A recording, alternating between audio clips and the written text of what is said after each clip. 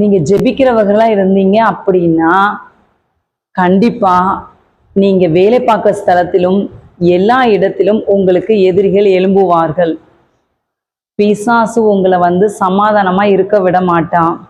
அப்படி உங்களுக்கு விரோதமாய் எதிரிகள் எழும்பும்போது நீங்க அவங்கள நேசிக்கிறவர்களா இருக்கணும். சத்துருக்களை சிநேகிங்கள்னு ஏசப்பா சொல்லியிருக்காங்க.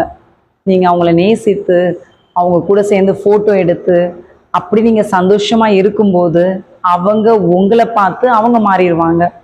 இவங்களுக்குள்ள யாரோ ஒருத்தர் இருக்கிறாரு, நம்ம இவங்களுக்கு விரோதமா தீமை செஞ்சிருக்கோம், ஆனா இவங்க நமக்கு நிறைய நன்மைகள் செய்யறாங்க அப்படின்னு அவங்க உங்களுடைய உங்களுடைய உங்களுக்குள்ள இருக்கிற ஏசப்பாவை அறிந்துப்பாங்க. அதனால நீங்க நன்மை செய்யறதுல சோர்ந்து போயிடாதீங்க. நீங்க நன்மை செஞ்சிருக்கீங்க, நிறைய பேர் உங்களுக்கு விரோதமா தீமை செய்யறாங்கன்னா அதை கர்த்தர் பார்த்து கொள்வார். அவர் நியாயாதிபதி.